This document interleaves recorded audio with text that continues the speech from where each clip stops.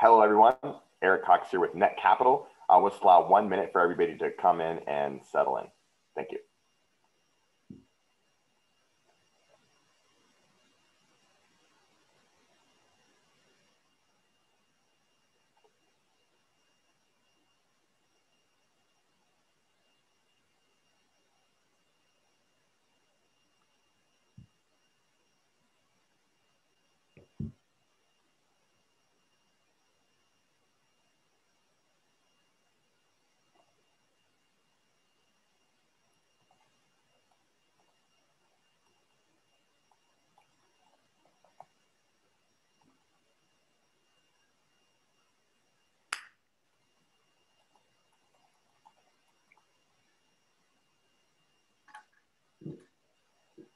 All right, looks like people will have mostly funneled in, but as they're coming in, I'll like to welcome in EnergyX founder Teague Egan. Thank you so much for joining me today. Thank you, Eric. And before we dive right in, again, I'll do a little bit of housekeeping as I always do. So thank you so much for everybody for attending. Really excited to have Teague here and talk about EnergyX. As always, EnergyX is actively fundraising on the Netcapital platform. So you can go directly to netcapital.com and search the companies for EnergyX, or you can go to netcapital.com/companies/EnergyX. And I actually just added that link into the chat feature. Also, as always, we want to make this as interactive as possible. So please do use that Q&A functionality built into Zoom. There is a chat feature, but Q&A works a lot better for tracking and managing the questions. So please do not hesitate to click on Q&A, ask a question there. We'll try to get to as many of those questions as possible. So with that being said, that basically covers our housekeeping items.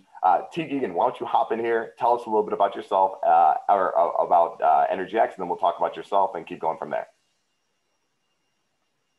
Cool, yeah, absolutely. Well, first, thanks everybody for coming. Looks like there's about 67 people, so happy that everybody's taking the time out of their day to hear what I have to say. But yeah, about EnergyX. So I started the company in 2018. I knew that I wanted to be in the renewable energy sector. I just think it is going to be one of the biggest industries of the next 20 to 40 years. And it's something that I enjoy every day, waking up and working on. I think that it's, I can legitimately say that I'm changing the world for the better. So I like to be able to wake up and feel that feeling every day. EnergyX is focused on batteries and the battery material supply chain.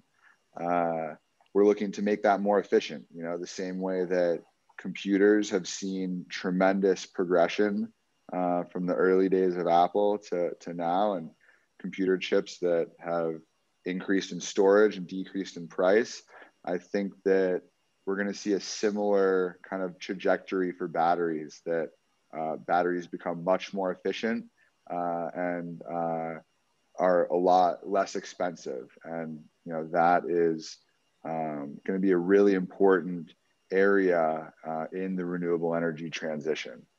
Yeah, absolutely. That's really, really interesting. You're talking about next generation battery tech, direct lithium extraction. Before we take a deep dive into kind of the problem solution and the rest of the investor questions, tell us a little bit about yourself, Teague. Who's Teague Egan? Well, I was born in Florida and born the son of a serial entrepreneur, which I kind of inherited. I went to school at USC, the Marshall School of Business in Southern California, with a focus on entrepreneurship. And then lived in Los Angeles for 10 years. I love sports. I love music. But I am an intense worker. And for the past 3 years, I've probably worked 16-hour days on EnergyX. I'm logging 100-hour weeks right now, and I love every minute of it. And really, my goal right now is to turn EnergyX into a unicorn, and then hopefully someday take the company public. But EnergyX is my wife and girlfriend right now. So I live in Puerto Rico now. That's where the company is based, and we're opening up a lab in Austin, Texas. So currently we have 2 labs. We partnered with the University of Texas, which is where the original IP of the company that we licensed came from. And then we partnered with a company out of the Bay Area called Membrane Technology and Research.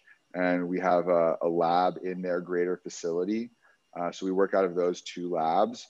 But as this Series A comes together, which is, partially being raised on Netcapital, I think we're at about 900,000 there.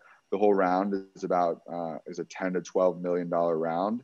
We're building our own independent 15,000 square foot facility in Austin, Texas, which is where I am now. And I'll be splitting time between Austin and Puerto Rico. That's great. And I know you are an early investor in Tesla and a big fan, and you have been actually compared to Elon Musk by the BBC.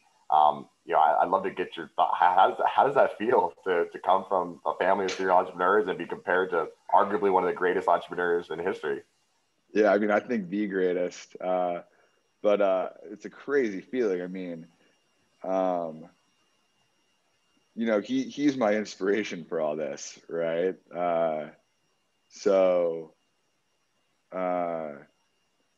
I started this company.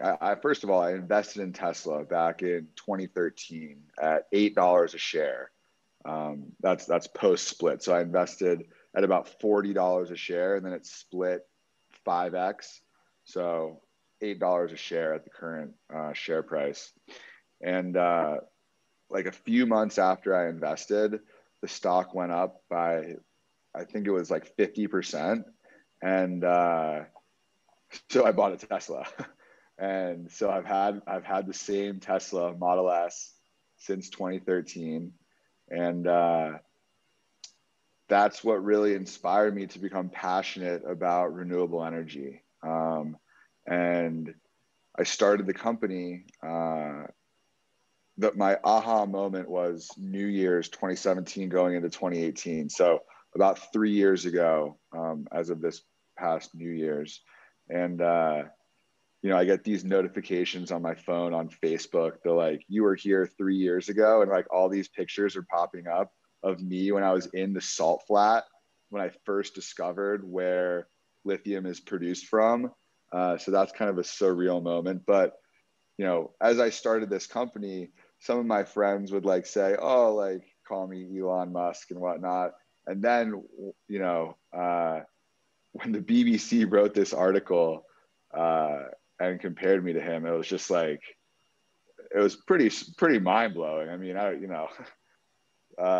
He's the greatest entrepreneur. He's not only the richest man in the world, but you only become wealthy like that when you do something that changes humanity. Like you look at what Bill Gates did and how he made computers absolutely changed humanity, right? And are arguably why we're advanced as a civilization as we are today. And then Jeff Bezos came along and created such an easy method of retail and commerce, completely changed the world. And now you have Elon Musk, what he's doing with the transition of renewable energy, and then SpaceX, which could even arguably be a bigger company than Tesla. He is pushing humanity forward, and that is what I respect about him the most. And I'm just trying to ride on his coattails. We're producing products that I hope that I believe are going to be valuable to Tesla. It's you have to create value, right? And I think that I look at the electric car revolution, and I'm trying to provide one small piece to that puzzle and make that puzzle just a little bit more efficient in terms of more abundant lithium and cheaper lithium, and then hopefully better batteries, which is our second product. But yeah, he's a remarkable individual, and I look forward to seeing what he does with all of his companies in the future. Absolutely, absolutely. And so we do know, I see the Q&A in the chat, and we will definitely go into competitive landscape, revenue model. But before we get to those questions, why don't you tell us a little bit about how do you see the problem in the puzzle pieces that you're describing, and how is EnergyX the solution? So I recognized the problem when I was first down in Bolivia, which is part of the lithium triangle, where a majority of the lithium, well, between South America and Australia is where a majority of the lithium is produced that goes into all the batteries that power our consumer electronics and now our electric vehicles. And there's two methods of production. So there's hard rock mining, and then there's brine extraction. And lithium is a salt that is mixed in with a bunch of other salts in really salty water. And I was down, and I think that the brine has a lot higher ceiling for lower capex, lower opex, lower cost per ton eventually than hard rock mining. I think there's a lot less technology that can be introduced to lower the cost of hard rock. So, brine extraction is where I think the majority of our lithium in the future is going to come from. And when I found out how lithium is currently produced, it was just remarkable to me. It's such an inefficient process. You can almost think of it as if we needed to build a city of houses to house 1 million people, and we had to build all the houses by chopping down trees with an axe. Then somebody said, I should probably figure out a better way to chop down all these trees, and they invented a chainsaw and did it in 1/100th the amount of time or whatever it was. That is literally the problem that we're facing with lithium. And the reason is just because we haven't needed that much of it until now. It takes 10,000 iPhones to make one electric vehicle. So if you're trying to make 1 million electric vehicles, that's the equivalent of 10 billion iPhones. So before cars, when consumer electronics were all we needed lithium for, we didn't really need that much. Now we need a lot. So the method of manufacturing that lithium also needs to raise its level of competency. And that's where we started developing technology that could increase the efficiency of lithium production. Yeah, no, that's really important. I think the comparison between the level that we needed before and the level that we would need going forward. And when it comes to efficiencies, I see from your offering page, production takes 18 months on average, and you only extract 30% of the total lithium from that salt brine in those massive evaporation pools. That sounds incredibly inefficient. Incredibly inefficient. So tell us a little bit about your tech and how it improves that efficiency, and what are some of those metrics that you're seeing? Yeah, absolutely. So these ponds, first of all, are massive evaporation ponds. And if you've ever flown into San Francisco, you've probably seen them coming down. But the ones that produce lithium are even much bigger than that. So these ponds in South America that SQM, which is one of the larger producers, uses are 15 square miles. And they have two 15 square mile systems. To put that into perspective, Manhattan is 15 square miles. So they're bigger than the entire city of Manhattan, from downtown to north of Central Park. So they're huge. It takes a lot of people to run them. And while they have lower energy costs because they're using the sun to evaporate a lot of the water, that's made up for in labor costs. They have about 2,000 people working this pond system in shifts. So it's in the middle of the desert. So they have 1,000 people come out every week, and then they have 2 shifts. So they have like 2 8-hour shifts, and then you get a whole week off, and then another 1,000 people come in. So There's a lot of OpEx in terms of that. But where I thought that we could make a play and create a disruptive technology to improve this was through membrane filtration. So ultimately, we're trying to separate the lithium salt out from the rest of the salts. But there are technologies such as reverse osmosis and desalination that remove all the salt from seawater. So you can make fresh drinking water out of seawater. It's a technology that's been reduced to practice, right? And I said, if we can have a membrane that separates all the salt, then why can't we have a membrane that can target specific salts in this mixture? So I went out and started searching for people that were working on this problem. And while I'm the business mind and kind of like, I guess you could say the visionary behind this, I went out and found the most brilliant scientists and engineers that were actually working on this problem. These are PhD electrical chemists, electrical engineers, chemical engineers, electrochemical engineers, people that are working on nanotechnology, and assembled this team that was working on this, partly from the University of Texas, and was able to license a bunch of our original core IP from the University of Texas, and then have since filed additional IP around that. And one other point that I want to bring up is that, so while the ponds are theoretically inefficient, the lithium producers have already spent a tremendous amount of capital on them, right? And one of the mistakes that I made in the beginning was I said, we have this brand new technology that is going to replace all the ponds. It's great. You guys need to get this. And when I went and pitched all of the lithium companies, they all pretty much laughed me out of the door. And I, came out like scratching my head, like, I have this great technology. Like, why do you not want to use this? And what I realized was just that they've already spent hundreds of millions, if not billions of dollars on these ponds, and that we needed to create a complementary technology in order to be able to go to market. And that ended up being a good thing. Now, instead of building something that just replaces the ponds that costs 100 or 200 million, we have something that the capex is like 10 to 20 million for our go to market, because it works with the ponds and still is able to maintain this 90% recovery rate.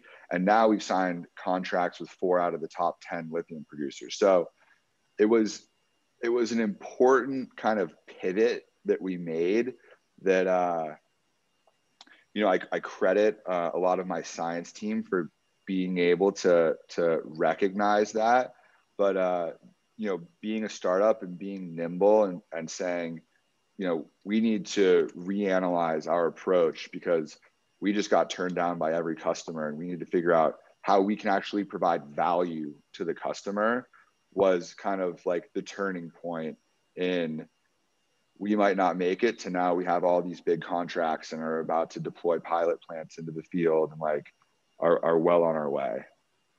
Yeah. And before, and I usually actually talk about team kind of right about this point, but there's a lot of interest in learning about the competitive landscape. So hold tight, chat and Q&A. We're going to do that right next. We're going to move that up a little bit, give the people what they want. But before that, I'm looking at your offering page, the system that you have compared to the 30% efficiency that you were seeing before. I'm saying what 90%, 3 times the amount of lithium as traditional evaporation ponds. By the way, who is this guy? V-Pool, go out. We're not gonna worry about it. But he can leave the chat. We don't need V-Pool. But if you want to tell me a little bit more about the metrics. So I'm seeing 90% recovery rate compared to 30%, and then the timing gets cut dramatically as well. Is that right? Yeah. So the reason, so the way that we increase the lithium recovery rate is mainly due to one very important thing. So in the evaporation ponds, it goes through a series of the ponds, right? And the different salts are precipitated at different points along the pond cascade sequence, right?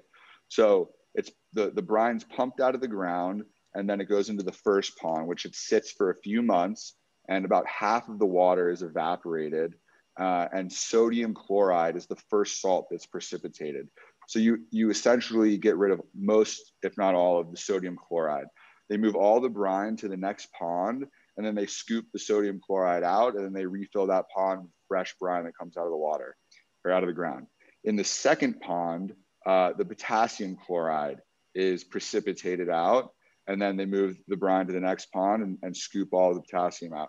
Then the third is magnesium, but at a certain point between the third and fourth pond, the lithium starts to co-precipitate with the magnesium. And that's where they see this 50 to 70% loss. But they need to go through that because they need to concentrate the lithium up to about 6% of the total solution so that they're able to crystallize it into the final product, which is either lithium carbonate or lithium hydroxide that they then put in, that they sell to the battery cell manufacturer, right? So we said our generation 1 technology, which is the complementary technology that I just described, our system is like a plug-in that sits right before this co-precipitation happens, right? So now we're treating a substantially less amount of the initial feed brine. So in the beginning, they pump out like millions of tons of brine, and then all this water is precipitated or evaporated in the first 3 ponds, and all this salt is precipitated out. We come in just before that. We treat a significantly less amount of the initial feed brine, about 1/30th, and that's why our CapEx is so much lower, but we still maintain that 90% recovery rate because we avoid all of the co-precipitation. So in that scenario, we don't decrease the amount of time that we would otherwise if we replaced all the ponds, because we still use the first 3 ponds. And this is attractive to the biggest existing producers because now they don't have to get rid of all the sunk costs, but they get to increase their output by 2 to 3x. So that's generation 1. Yeah. Generation 2, once we have maximized the capacity and efficiency of the existing ponds, and you can get no more lithium out of the existing ponds, nobody wants to go and build more ponds. They're environmentally unfriendly. They have, a lot of OpEx, and you need a very particular environment to do this. Pretty much the desert in Atacama in northern Chile is the only place. So that's where generation 2 comes in. And that's where we're creating membranes that can do the initial separation for that sodium and potassium that I mentioned get precipitated out in the first pond. So we'll be able to take the feed, run it through our first membrane, then run it through our second membrane in a series of membranes, and then just come out with a final product. And that's like a full enclosed mechanical separation process. Wow. No, that's super interesting. And I had the good pleasure of studying abroad in Buenos Aires and seeing those salt flats in person in Salta and Jujuy and some of the neighboring areas. And they are massive. And I never thought about the OpEx of it. Okay, so quick housekeeping reminder, you can go directly to the link that I added to chat. That's netcapital.com/companies/EnergyX. There's a lot of information there. There's opportunity to invest with the push of a button in a couple of populations in some fields. So do not hesitate to do that. Very grateful to have Teague Egan here to answer your guys' questions. So let's start going into some of these potential investor questions, and then we'll circle back to team and some of those things after. So overwhelming majority of these questions are who are your competitors? How do you differentiate yourself from the other players in the space? Cool. So some of our competitors, so a lot of these big lithium producers are trying to develop technology, but they're also looking towards companies like ours to license or partner or buy our technology. So you could consider the big lithium producers competitors, in that they're always trying to make their process more efficient or come up with technology to make their process more efficient. But some of the direct lithium extraction startups that are entering this space. Like, I'm not the only one to think of this problem, right? Like, I'll be the first to admit that. So some of them, one is called Lilac Solutions. Like, if you want to go look up some of our competitors, Lilac Solutions is one of them. Adionics is another one. Tenova is another one. Aramet is another one. But the big difference between us and all of these companies is that we are focused on a membrane separation technology, whereas most of them are looking at a technology that falls in the ion exchange or ion absorption category. And the difference between those two things is this. So they mainly treat the brine from the feed. And I explained that problem. And this is why you won't find any of our competitors with big contracts with any of the big existing producers, because their approach is to replace the ponds, which was my initial approach too. I mean, when you see these ponds, it's just like a logical, this is ancient technology. But that's what the pivot that we made, and our technology is able to be complementary to the pond. So their technology is an ion exchange or ion absorption technology, and I'll explain what that is. So they pretty much have these large like cylinders with beads that absorb the lithium, and then they take the beads out, and then they have to apply chemical reagents to leach the lithium out of the beads. And then they have to use a lot of fresh water to wash the beads. And then they put them back in the columns and then do it all over again. So it's a batch process. It uses a lot of chemicals and it needs a lot of fresh water. These areas are scarce in fresh water. It's obviously environmentally harmful to use some of these leaching chemical reagents. And it's a batch process, which is obviously much slower than a continuous process where the brine just continuously feeds through the membrane. So those are some of the competitors. And one other point that I actually want to make here is that I don't want to say that our technology is the only one that will work and those will never work. And what needs to be understood here is that this is a relatively new kind of sector and niche in direct lithium extraction, because it's a problem we're just starting to face, like I mentioned, with the demand of where lithium is going. And what we're actually exploring is a potential that we could work with some of these other competitors, these ion exchange or ion absorption, to be that first piece of the technology. So I mentioned that we separate lithium from magnesium extremely well right now, and that fits into the pond cascade. And we're developing these lithium sodium or lithium potassium separation membranes. But until we do, we can actually partner with some of our competitors to create a full solution that replaces the ponds. Now, the big companies don't want to replace the ponds yet, but for some of these junior miners, that's a solution that they're looking towards. I think it's really important details about the differentiation. I appreciate that. And I know that there are quite a few people interested in knowing about that. Another question that we're seeing a bunch of people ask is around intellectual property and your tech licensing through Tech Transfer Office of Texas. Can you talk a little bit about, as much detail as you can, but can you talk a little bit about the intellectual property landscape and what your licensing looks like? Mm-hmm. Specifically, I guess, how much of it? So back in 2018 was when I found the first published paper that was surrounding these lithium separations using a nanoparticle called metal organic frameworks. And it was a paper that was published between the University of Texas, Monash University in Melbourne, Australia, and CSIRO, which is the Australian National Laboratory System. They are joint inventors on the first patent. So I went to that interinstitutional collaboration and licensed our first patent.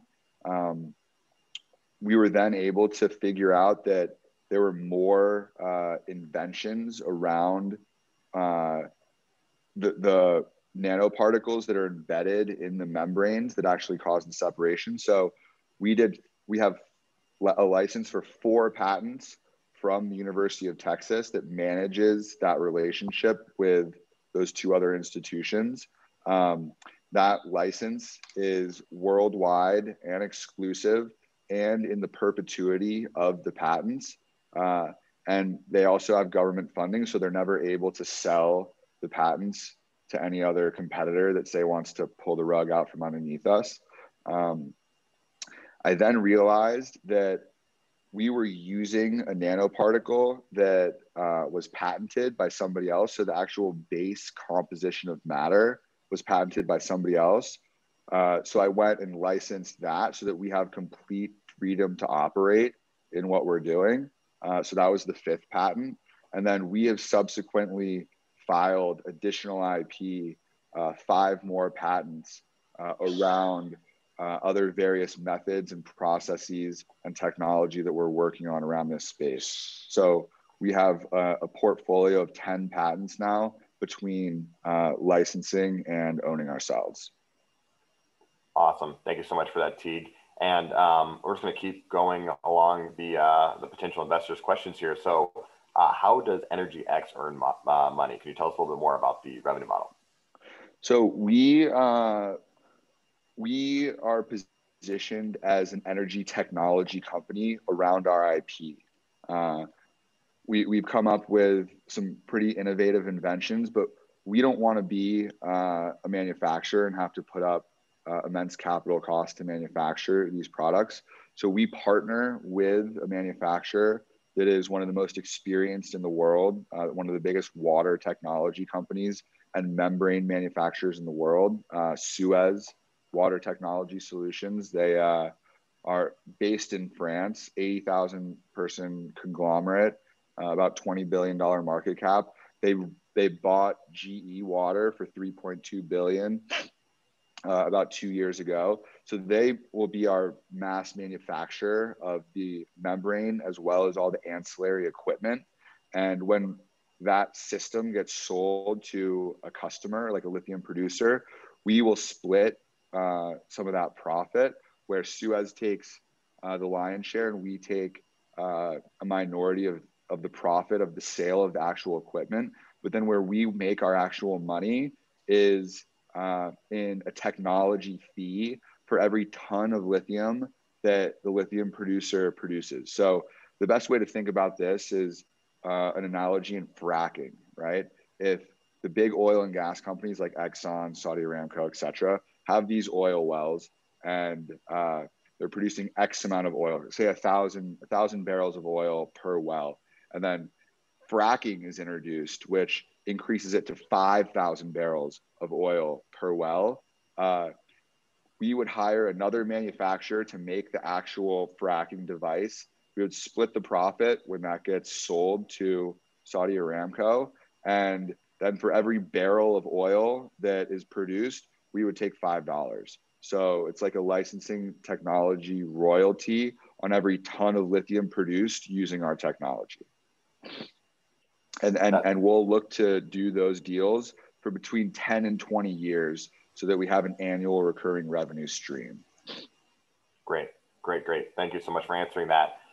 For the potential investors asking about exit strategy, I tend to save those questions for closer towards the end. It kind of feels like a more natural flow, but I will get to those. Next question here. How long do you see lithium dominating the battery industry? Do you see hydrogen surpassing lithium in the future? And then I think we can actually kind of dovetail that question with, let's just go with that. Sorry, I can't find another question I wanted to add. Yeah. How does lithium batteries compare to sodium sulfur batteries in terms of cost and efficiencies? So how does hydrogen fit in? How long the domination? And then sodium sulfur? Yeah, I see these questions. So as far as lithium dominating the battery industry, lithium is here to stay. The reason being, and this actually plays into the second question, is it's the lightest metal on the periodic table. So its inherent chemical properties make it very advantageous to be in batteries. And lithium is really a common denominator amongst battery architectures now and pretty much all the battery architectures of the future. So if you look at the next generation, a lot of people are working on solid state batteries such as QuantumScape. That uses a pure lithium metal cathode, which is actually more lithium than lithium ion. After that, people are looking into lithium sulfur batteries. And after that, people are looking at lithium air batteries. And this kind of roadmap that I just gave you actually came straight from LG. So that's their 20-year roadmap on battery architecture, and all of them contain lithium. So as far as lithium goes, being in batteries, it's here for the long term. Now, how do I see hydrogen surpassing lithium in the future? I think that it's kind of that macroeconomic trend of, well, we've already invested so much in lithium and battery infrastructure and charging of battery infrastructure that it's here to stay. You can make that same argument for, well, lithium batteries were introduced in the 1980s, but it's taken 40 years for them to really take a hold in electric vehicles and in energy storage systems. But if they're so much better, then why haven't they replaced oil and gas, right? Because these things take a long time. And even if the best hydrogen systems are introduced tomorrow, or something that is feasible in the long term, it'll still take a really long time for hydrogen to replace lithium. I just don't see it. I see it as kind of like the Blu-ray versus DVD. Like, our society has chosen the path of lithium batteries. And personally, I don't really see a future in hydrogen. Now, if you're just thinking like, well, what could replace lithium in the future? First of all, I think lithium will be here for the next, 50 or 100, however many years. But I think if you're talking about things to replace lithium, you could talk about nuclear fusion and things like that. Now, do we want to drive around in nuclear fusion powered cars? Like, maybe, but I don't know. And then how does lithium batteries compare to sodium sulfur batteries? So the main thing is where lithium stands on the periodic table, and it's the lightest metal on the periodic table. So for electric mobility, where weight is a key factor in energy density, you want to have lithium. Now, as far as stationary storage, other battery architectures could become prevalent, and then it just becomes an equation of economics and what is ultimately the lowest cost of energy storage when weight is not a factor. But I think that with all the investment that we're putting into lithium, it's a different manufacturing process to make sodium sulfur batteries than lithium based batteries and every lithium category of battery. So there's obviously cost associated with the development of those types of manufacturing processes. And I think that lithium will be the choice of stationary storage in the future as well. Thank you so much for that. We got through a couple of really good questions there.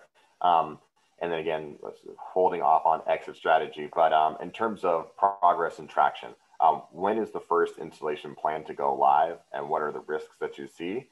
And then I think when we're talking about progress in future applications, it kind of can tie into what are your future capital needs, and how do you plan on raising the funds? I want to be delicate with that last question, the way that we discussed before the call. So when is the first installation planned to go live, and what are the risks? So right now we're at the pilot phase. So right now we're testing real brines that have been sent to us by these customers that we've signed agreements with in our laboratory. And there's obviously constraints on testing stuff in the laboratory, and that's why the next phase is in-field pilot plants, right? But we have systems in our lab that have been testing real brine for up to 1,000 hours. And that's a big milestone to achieve stability of these membranes for 1,000 hours. The first pilot plant is planned to go live this summer. So in these agreements, with the results that we've gotten, we're looking to deploy these pilots over the summer. And we'll probably look to deploy 3 pilot plants this summer with separate customers. The reason for pilot plants is because we need to test our technology in the field for 6 to 12 months. 1,000 hours is good, but it really we need to make sure that there's stability in the membranes for 6 to 12 months before we can even consider building a commercial plant that costs, $10 to $15 million or somewhere along those lines. So the risks that I see associated with our first in-field pilot plant is really the stability of long-term testing. It's just something that hasn't been tested yet. We've proven everything in the lab in terms of these membranes work in that lithium is passing through and the unwanted ions or salts are not passing through. So we're creating a purified, concentrated stream of lithium that is much higher than anything that's ever been achieved. And we've tested for 1,000 hours on, sheets of membrane that are like, paper size, but we need to build stacks of those that are 20 high and put that in the field and run for 6 to 12 months. So scaling risk is the next risk with the pilot plants, but most, if not all, of the technology risk, like do these membranes do something that has never been done before? That milestone has been crossed. Thank you so much for that, Teague. And I know we have about 14 minutes left scheduled on this, so I want to be hyper diligent of trying to get to all of your questions. Thank you so much for the participation from the attendees. Love to see this engagement. And do remember, you can always go to netcapital.com/companies/EnergyX and learn some more there and invest directly into this company. Before I go into the exit strategy, because it seems like there's a lot of interest in that, I think I would be remiss not to talk a little bit more about the rest of the team. So it's great to learn about you, Teague, but investors are always interested in knowing about the team. So can you tell us a little bit more about Bob and the doctors on your team? Yeah, so one of the most important people is the professor at University of Texas, who is the chairman of our science advisory board and the inventor of the original IP. His name is Dr. Benny Freeman. He's pretty much one of, if not the most renowned membrane expert in the United States, if not the world. And, he invented this technology in association with Monash and CSIRO. And he's also an investor in the company. And I think that says a lot about his belief in me and the company, that the inventor is willing to put forth his own personal money into the company. You don't see that very often. So he's been instrumental in some of the commercial and scaling partners that we've brought on. Just his reputation alone, I pretty much credit with our partnership with Suez. They said, "Oh, you're working at Dr. Freeman's lab at University of Texas. Like, we're very familiar with his work. He has a $10 million grant from the DOE for his center at University of Texas, which is materials for water and energy technologies. Like, it doesn't get better than that." So he's the first person. The second person is our CFO, Bob Woke.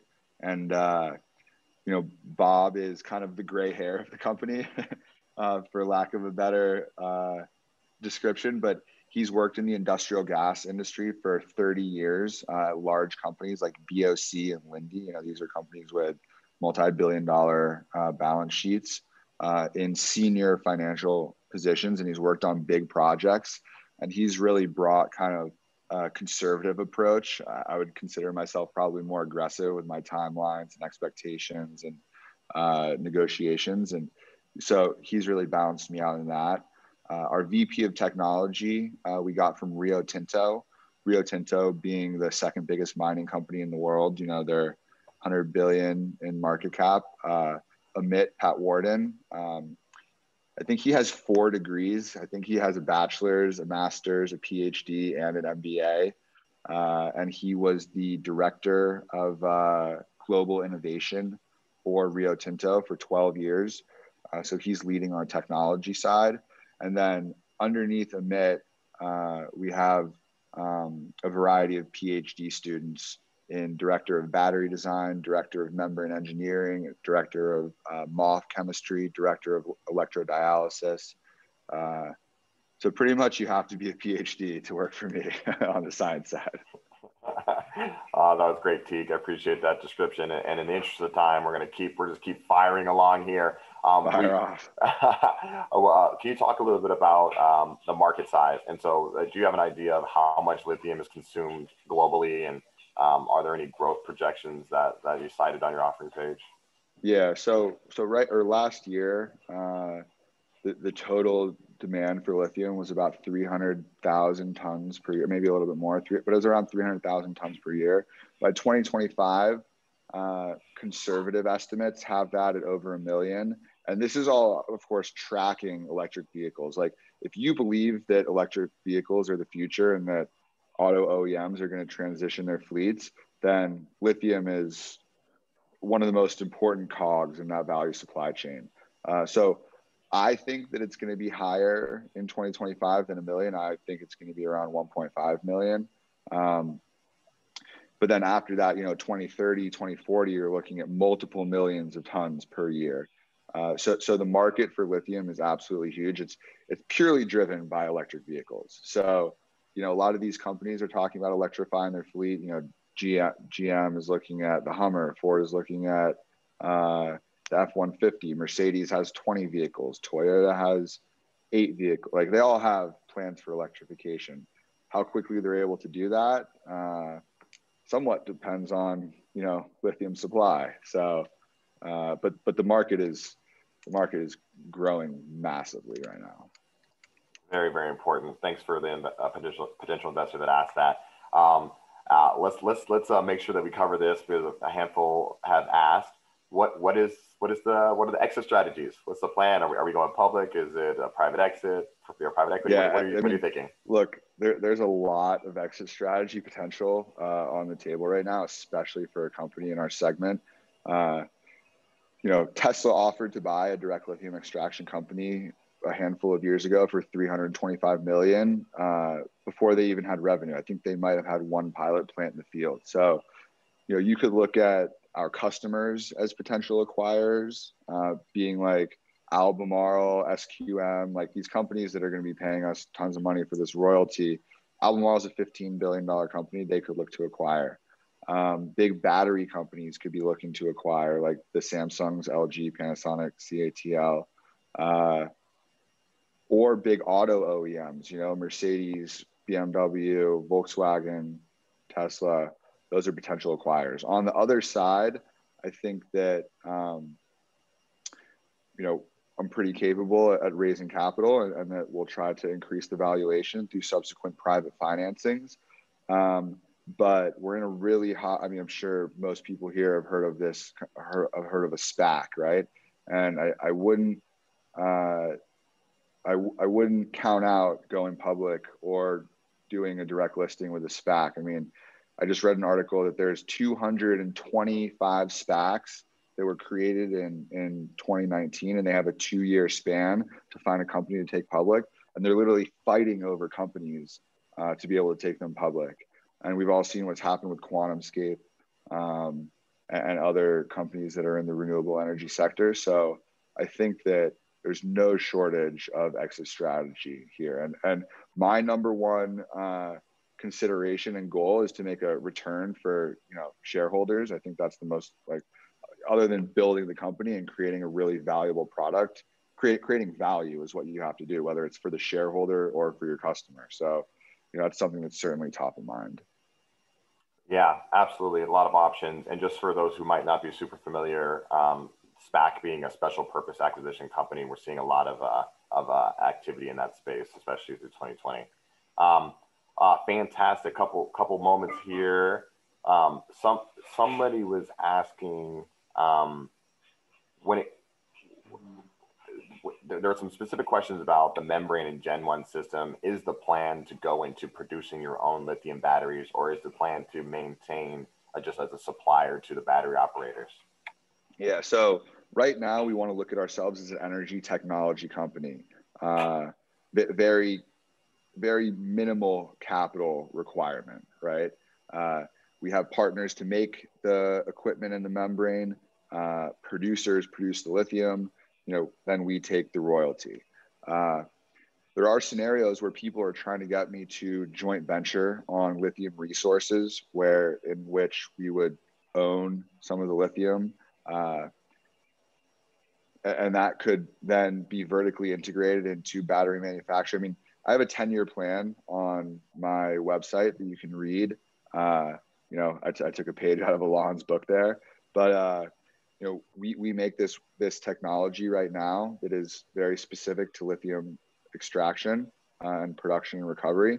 The second product we're working on, which is about 10% of our bandwidth, is the solid state electrolyte, which is one very important piece of a solid state battery. If we can get that to work, that could be paired with a lithium metal anode, which is potentially something that would be produced using the lithium that our customers produce, or we could produce if we owned a resource. And then, we would just need to source the cathode, which right now cathodes are looking to be typically NMC, which is nickel, manganese, cobalt, or LFP, which is iron phosphate, which is what Apple is considering using. But we could source that cathode. I mean, we overall want to be an energy technology company. And I really look at what Tesla has done, and they've vertically integrated the supply chain. They've squeezed out margin. And we're going to continue to try to develop our initial products, which will, put us on the map. But then after that, the future is limitless. Awesome. Thanks for that, Teague. I think there are a handful of other questions still in here. Do remember, you can go directly to netcapital.com/companies/EnergyX to invest and learn more. I'm old school. The people who have listened to me do these presentations in the past know that I like to end in a specific way. So Teague, why should the people listening right now and the people who end up watching the recording go directly to netcapital.com and invest right now? Well, first of all, let me say that, there's still a bunch of open questions here, and I've been answering all of the questions on the discussion board on the offering page. So if you go to that link, there's a little discussion tab. And if you just ask the question there, I'm more than happy to write an answer. But why should you go there and invest right now? Well, because there's only so much space left in this round of Netcapital before I close it up. And we have some really serious investors that are looking to fill out the rest of this round. That is this is part of a $10 million Series A round. And then even after that, we have interest from investors already looking towards our Series B. And, I'm going to give a very, very healthy return on the people that believe in me from this early stage. And above that, we're going to create, products that provide value to the renewable energy segment. And, this is a really big problem that we're trying to solve. And, we have some incredible technology that a lot of the biggest lithium producers in the world are already testing and interested in. And it's going to be an exciting journey.